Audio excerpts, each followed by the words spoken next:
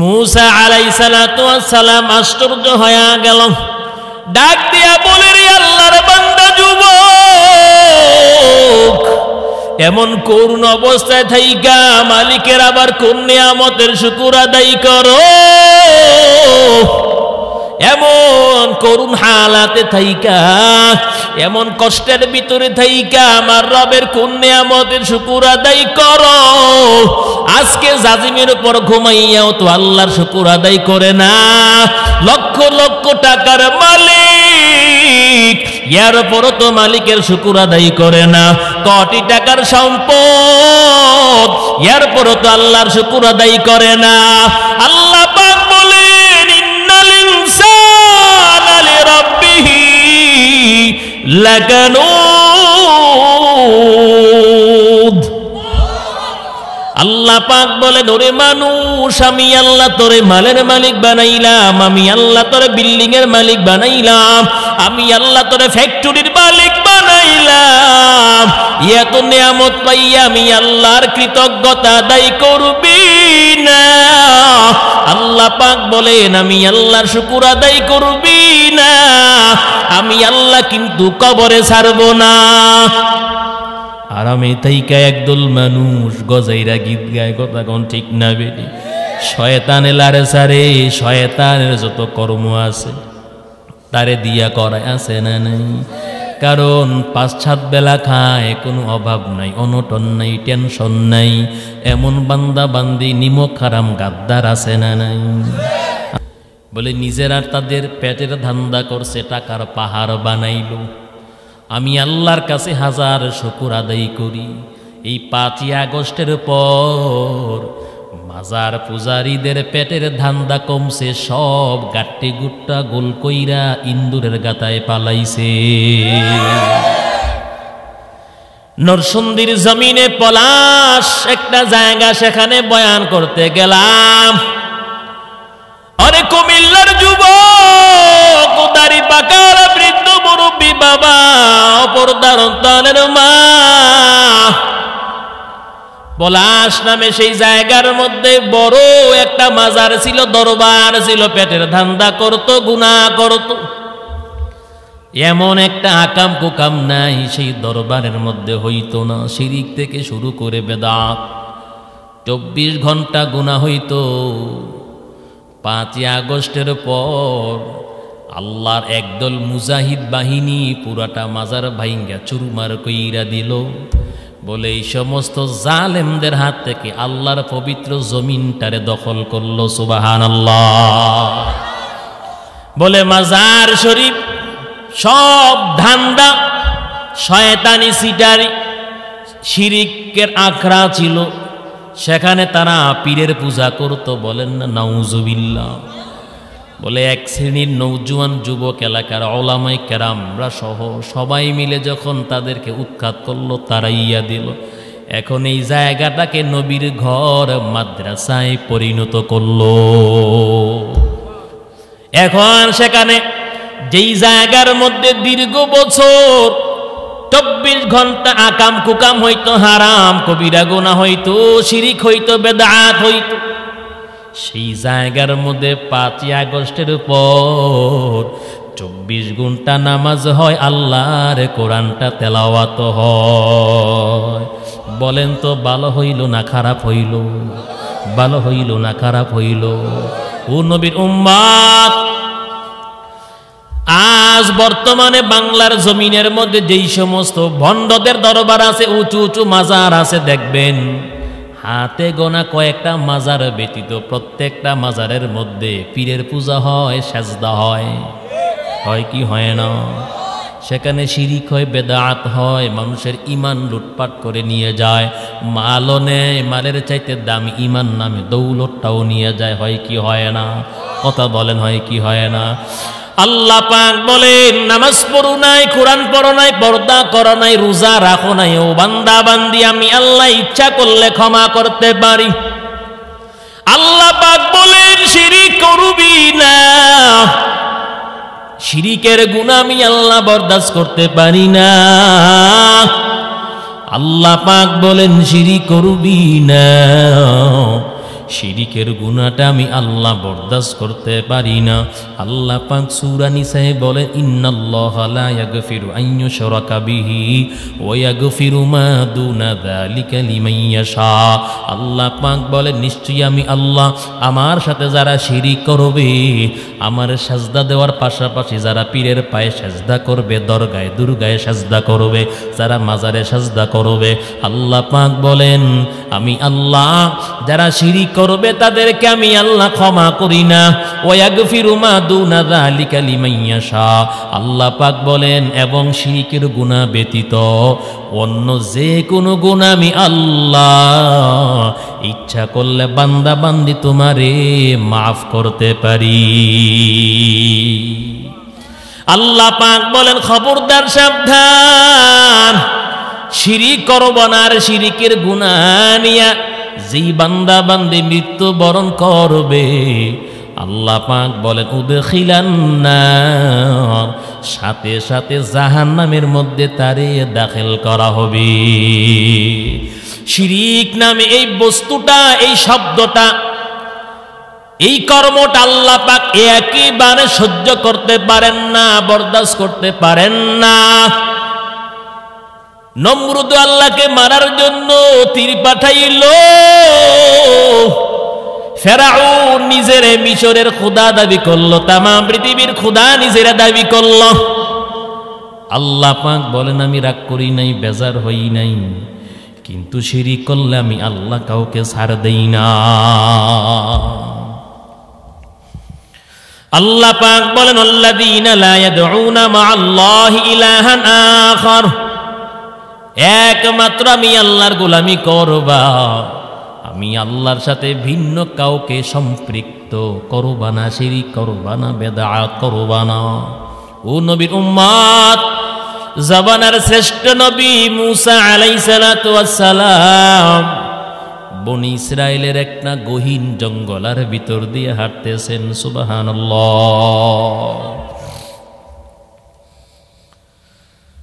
মুসা আলাইহিস সালাতু ওয়াস সালাম চলতে চলতে যখন জঙ্গলের গভীরে চলে গেলেন, সেখানে গিয়া পয়গম্বর দেখলেন একজন আল্লাহর বান্দা অস্পষ্ট আওয়াজ, ঠোঁটটা শুধু নাড়ায়, কি বলে বোঝাও যায় না, শোনাও যায় না, কিন্তু তার এমন করুণ হালাত, সারা শরীরের মধ্যে এক জাতীয় বিষাক্ত পোকা পুরাটা শরীরের মধ্যে বাসা বানাইয়া সেখানে বাচ্চা জন্ম দেয়, আবার তারে এক এক পর এক তার বিষাক্ত যে হুল সেটা বসাইয়া তারে কষ্ট দেয়। কিন্তু এমন করুণ অবস্থায় থাইকাও জবানটা নাড়াইয়া আল্লাহর শুকর আদায় করে। মুসা আলাইহিস সালাতু ওয়াস সালাম আশ্চর্য হয়ে গেল, ডাক দিয়া বলে, রে আল্লাহর বান্দা যুবক, এমন করুণ অবস্থায় থাইকা মালিকের আবার কোন নিয়ামতের শুকর আদায় করো?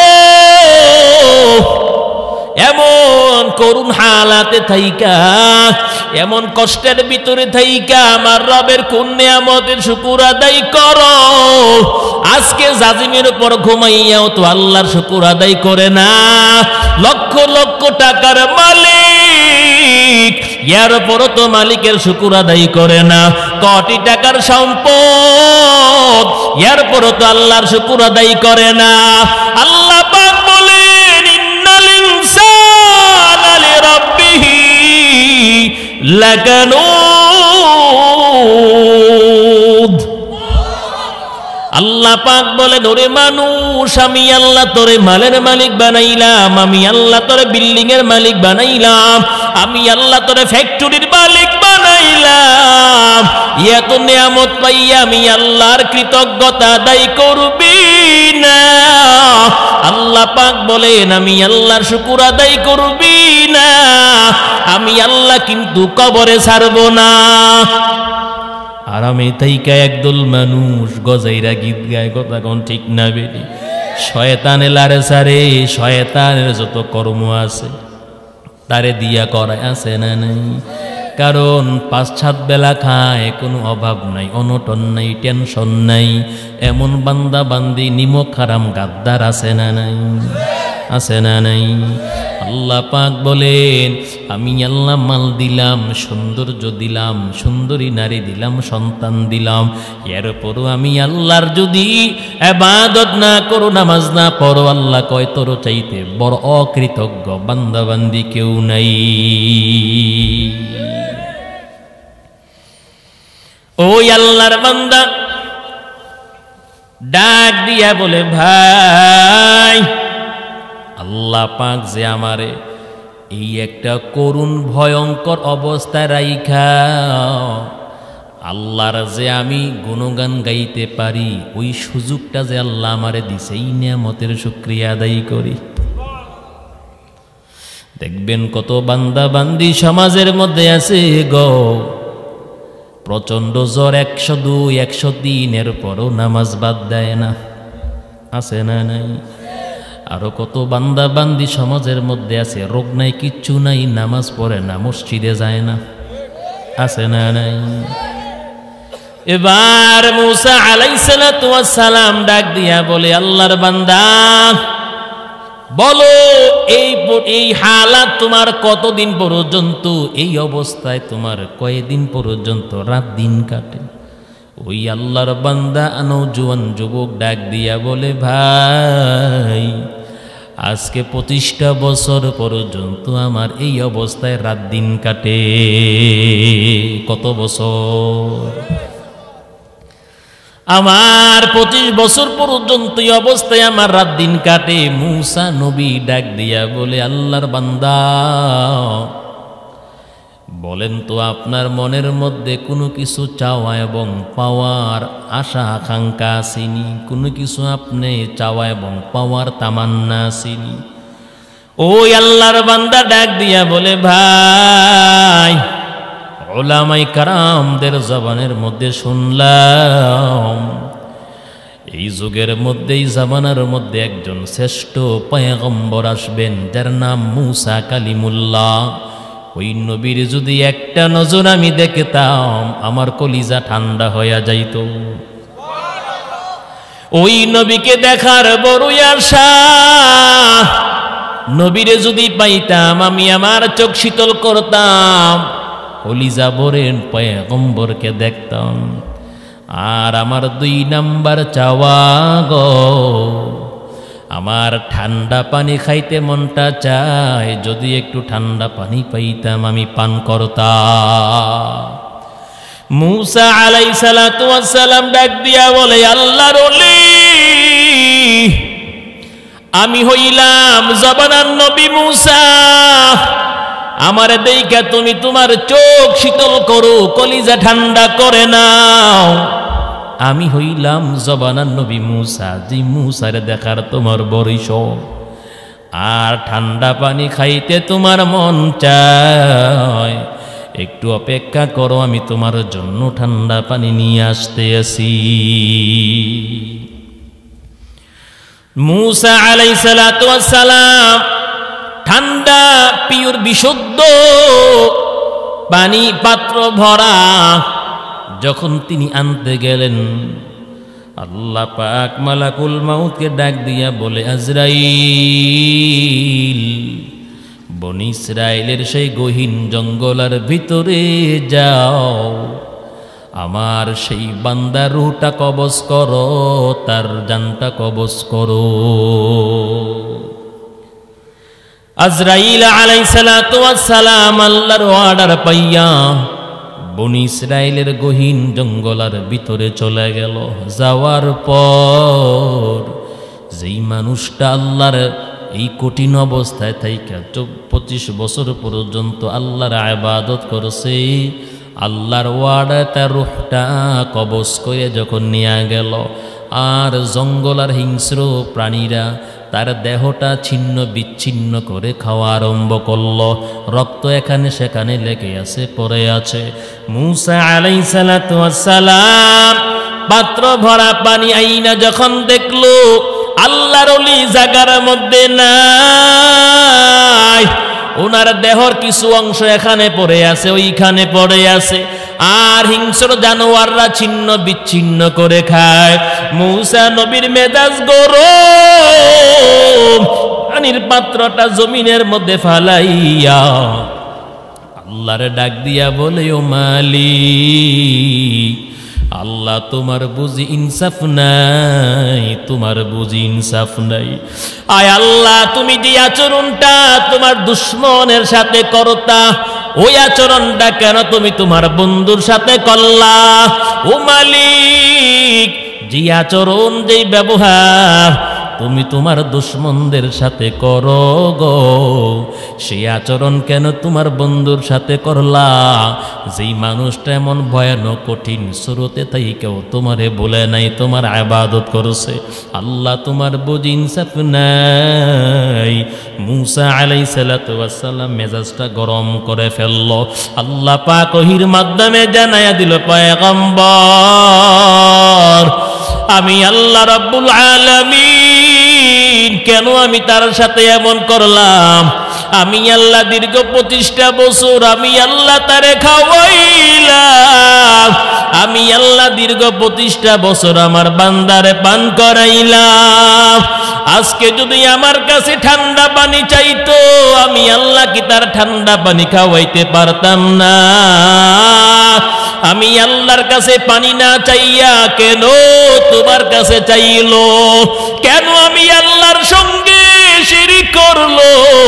আল্লাহ পাক বলেন, পয়গম্বর, আমি আল্লাহ শিরিকের গুনাহ বরদাস্ত করতে পারি না, আমি আল্লাহ শিরিকের গুনাহ সহ্য করতে পারি না। আল্লাহ পাক বলেন, লা তুশরিক বিল্লাহ ইন্না শিরকা লাযুলমুন আযীম। বলেন তো সন্তান কার কাছে চাইবেন? বলেন তো চাকরি কার কাছে চাইবেন? আরোগ্যের জন্য কার কাছে চাইবেন? বলেন তো জীবনে যা কিছু প্রয়োজন কার কাছে চাইবেন? আল্লাহ পাক দিতে পারেননি। বলেন তো ঘরের মধ্যে রিজিকের অভাব অনটন কার কাছে চাইবেন? আল্লাহ কয় নামাজ পড়ো, আমি আল্লাহ তোর রিজিকের অভাব দূর করে দেব। আল্লাহ কয় সেজদা করো, আমি আল্লাহ তোর নিকটবর্তী হয়ে যাব। আল্লাহ পাক বলেন ওয়াকিয়া পড়ো, আমি আল্লাহ তোর রিজিকের অভাব দূর করে দেব। আল্লাহ কয় কোরআন পড়ো, আমি আল্লাহ ঘরের মধ্যে বরকত দেব। আল্লাহ কয় তেলাওয়াত করো, দোকানের মধ্যে আমি আল্লাহ বরকত দিয়া দেব। আল্লাহ পারেননি দিতে? কথা কয় না পারেননি? ও নবীর উম্মত, আল্লাহ পাক বলেন, ওয়াল্লাযীনা লা ইয়াদউনা মা'আল্লাহি ইলাহান আখার, আমার ইবাদত করব, আমি আল্লাহর ইবাদতে কাউকে শরীক করা যাবে না। যারা জমিনের মধ্যে শিরিক মুক্ত বেদাত মুক্ত জীবনটা পরিচালনা করবে, জান্নাতে আল্লাহরে নিজের দুইটা চোখ দিয়ে দেখতে পারবে। সুবহানাল্লাহ। আমার কথা না, আল্লাহ পাক সূরাতুল কাফের মধ্যে বলেন, ফামান কানা ইয়ারজু লিকা রাব্বিহি ফালইআমাল আমালান সালিহা ওয়া লা ইউশরিক বিইবাদাতি রাব্বিহি আহাদা। আল্লাহ পাক বলেন, যারা আমি আল্লাহর সাক্ষাৎ পেতে চাও, যারা আমি আল্লাহরে দেখতে চাও, আল্লাহ পাক বলেন ফালইআমাল আমালান সালিহা, আমলে সালেহ করো, ভালো কাজ করো, নামাজ পড়ো, জিকির করো, পর্দা করো, কোরআন পড়ো, ভালো কর্ম করো, ভালো কথা বলো, জবানটা নাড়াইয়া ভালো কর্ম করো, সদ্বুদ্ধি দাও, ফায়সালা করো, ন্যায় ফায়সালা করো, ন্যায় পরামর্শ দাও। আল্লাহ পাক বলেন ওয়ালা ইউশরিক বিইবাদাতি রাব্বিহি আহাদা। আল্লাহ পাক বলেন খবরদার, সাবধান, আমার ইবাদতে শিরিক করা যাবে না। ওয়ালা ইয়াকতুলুনান নাফসাল্লাতী হারামাল্লাহু ইল্লা বিল হক। আল্লাহ পাক সুন্দর কথা বলেন, রহমানের বান্দাদের 8 নাম্বার গুণ হলো, বৈশিষ্ট্য হলো, রহমানের বান্দারা আল্লাহ পাক যাদেরকে হত্যা, খুন, গুম অবৈধ করেছেন, হারাম করে দিয়েছেন, আল্লাহ পাক বলেন তাদেরকে তারা হত্যা করে না। ন্যায়সঙ্গত কারণ ব্যতীত, শরীয়ত সম্মত কারণ ছাড়া রহমানের বান্দারা একজন আরেকজনকে হত্যা করে না, খুন করে না, গুম করে না। মনে রাখবেন, নিরীহ মাজলুম ওলামায়ে কেরাম, নিরীহ মাজলুম ছাত্রদেরকে যারা হত্যা করলো মারলো, আল্লাহর কসম একজন রহমানের বান্দা তারা হতে পারে নাই। মৃত্যুর উপর আল্লাহর আদালতে দাঁড়াইতে হবে। কথা বলেন না কেন? ও নবী উম্মত, মাত্র কয়েকদিন আগের খবর, তাজা খবর মুমিন ভাই। গভীর রাতে ওই ফুরাত নদীর কিনারায় ইজতেমার ময়দানে মাদ্রাসার ছাত্ররা, সুরার মুরব্বীরা ঘুমাইয়া আছে। বলে সাতপন্থী বাতিলের দল 20,000 থেকে 30,000 আরো বেশি হবে। দেশি যত অস্ত্র শস্ত্র আছে তাদের সাথে যারা দেশ নিয়ে চক্রান্ত করে তাদেরকে সাথে নিয়া বলে অতর্কিত এমন ভাবে সন্ত্রাসী হামলা চালাইল, 4টা তাজা প্রাণ দুনিয়ার জমিন থেকে তারা বিদায়ী করে দিল এবং শত শত মানুষকে তারা হসপিটালের বেডের মধ্যে শোয়াইয়া দিল।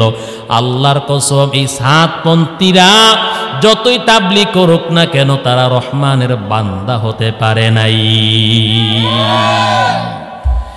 রহমানের বান্দাদের 8 নাম্বার বৈশিষ্ট্য হলো, আল্লাহ পাক যাদেরকে হত্যা করা খুন করা হারাম করে দিয়েছেন, ন্যায়সঙ্গত কারণ ছাড়া তারা কাউকে হত্যা করে না। বলেন তো, ন্যায়সঙ্গত কারণ ছাড়া যে কাউকে হত্যা করে না? একজন ইমানদার যদি মুরতাদ হয়, নাস্তিক হয়ে যায়, তারে হত্যা করা জায়েজ আসেনি? কথা কয় না? আরে কেউ মুরতাদ হয়ে গেলে তারে কতল করা, হত্যা করা জায়েজ। বুঝেন না? মুরতাদ কারকে জানেননি? আহা, যদি কেউ ইসলাম ত্যাগ করে, ইমান যদি কেউ ত্যাগ করে, কালেমা ত্যাগ করে, তাহলে তারে মারা জায়েজ আসেনি? কথা কয় না? যে আল্লাহরে বিশ্বাস করে, আল্লাহরে গালি দেয়, আল্লাহ ব্যাপারে নবীর ব্যাপারে যারা খারাপ বাজে মন্তব্য করে, বিদ্রোহ করে, নবীর মানহানি যারা করে, তারে মারা জায়েজ আসেনি? কথা কয় না? এই হলো ন্যায়সঙ্গত কারণ। যদি কেউ ইসলাম অস্বীকার করে, সরাসরি আল্লাহর অস্বীকার করে, নবী অস্বীকার করে, যেমন আমগো বাংলার জমিনের মধ্যে কাদিয়ানীদেরকে আমরা কাফের বলি, কি বলি? কথা কয় না? কেন? বলে কাদিয়ানীদের যে আখলাক চরিত্র এবং তাদের যে চিন্তা চেতনা, বলে তারা আখিরি নবীর নবী মানতে রাজি না। যারা আমার নবীর নবী মানে না, তার ইমান নাই। কথা কোন ঠিক না বেঠি? এলাকার মুসলমান, আল্লাহর গোলাম, অতএব এই বাংলার জমিনে এই সাদিয়ানি উগ্রবাদী এই পন্থীরা 2018 সালেও তারা মাদ্রাসার মধ্যে, সেই টঙ্গীর ময়দানে, সেখানে একটা বড় মাদ্রাসা আছে, হাফেজে কোরআনদের উপর তারা এইভাবে সন্ত্রাসী হামলা করেছে। এবার 2024 সালে ডিসেম্বরে আবার তারা পরিকল্পিতভাবে একই হামলা করল। ও নবীর উম্মত, বর্তমান অন্তর্বর্তীকালীন সরকার নিয়ম কইরা দিল, একটা রুলস দিয়া দিল। বলে প্রথমে ওলামায়ে কেরামরা যেই ইজতেমাটা করে, তাদের এত তারিখ থেকে এত তারিখ পর্যন্ত সাতপন্থী তারাও বাংলাদেশের তাদেরকেও সময় দিয়া দিল, এত তারিখ থেকে এত তারিখ পর্যন্ত। কিন্তু দেখেন তারা কতটা উগ্র, বলে তারা কতটা সন্ত্রাস অন্তরের মধ্যে লালন করে, আল্লাহর ভয় নাই। বলে মানুষকে ইকরামুল মুসলিমিনের দাওয়াত দেয়, নিজেদের মধ্যে কোনো ইকরাম নাই। কথা কোন ঠিক না বেঠি? অন্তর্বর্তীকালীন সরকার শুধু তাই নয়, সরকারের কাছের লোক উপদেষ্টা যারা, এই যে সার্জিস আলম এবং হাসনাত আব্দুল্লাহ আমাদের দেবিদ্দারের সন্তান, আসিফ মাহমুদ আমার মুরাদনগরের সন্তান। কথা কোন ঠিক না বেঠি? বারবার তাদেরকে ফোনের মাধ্যমে নিয়ন্ত্রণ করার চেষ্টা করছে, কিন্তু তারা তাদের কথা অমান্য করে, উপদেষ্টা মহোদয়ের কথা অমান্য করে, সীমা লঙ্ঘন করে। এই ভোরবেলা যেই সময়টা মানুষগুলো ঘুমাইয়া থাকে, এমন একটা সন্ত্রাসী হামলা চালাইয়া তারা নিজেদেরকে পরিচয় দিল। আল্লাহর কসম, জমিনের মধ্যে বর্তমানে ইসকনের পরে সাদিয়ানি বাহিনী হলো সবচেয়ে বড় কুখ্যাত সন্ত্রাস। কথা বলেন ঠিক না বেঠি? নবীর উম্মত আল্লাহ পাক বলেন ওয়ালা ইয়াকতুলুনান নাফসাল্লাতী হারামাল্লাহু ইল্লা বিল হক, ন্যায় সঙ্গত কারণ ছাড়া রহমানের বান্দারা কাউকে হত্যা করতে পারে না, কতল করতে পারে না। ওয়ালা ইয়াজনুন, আল্লাহ পাক বলেন রহমানের বান্দাদের ৯ নাম্বার গুণ হলো, বৈশিষ্ট্য হলো, রহমানের বান্দারা প্রতিবেশী কোনো মহিলার সাথে জিনা ব্যভিচার করতে পারে না। জিনা ব্যভিচার পরকিয়া করতে পারে না প্রতিবেশীর স্ত্রীদের সাথে। কে বললেন? আল্লাহ পাক বললেন রহমানের বান্দাদের ৯ নাম্বার গুণ, রহমানের বান্দাদের ৯ নাম্বার গুণ হলো প্রতিবেশীর স্ত্রীদের সাথে পরকিয়ায় লিপ্ত হতে পারে না, জিনা ব্যভিচারে লিপ্ত হতে পারে না। এলাকার মুসলমান আল্লাহর গোলাম, আল্লাহ পাক আরো ৫ থেকে ৭টা আয়াতের মধ্যে ৭৩-৭৪ নম্বর আয়াতে আল্লাহ পাক রহমানের বান্দাদের আরো কিছু গুণ বর্ণনা করেন। আল্লাহ পাক সূরাতুল ফুরকানের ৬৩ নম্বর আয়াত থেকে ৭৪-৭৫ নম্বর আয়াত, এই আয়াতগুলোর মধ্যে প্রায় ১৩টার মতন গুণ বর্ণনা করেন। কয়টা গুণ?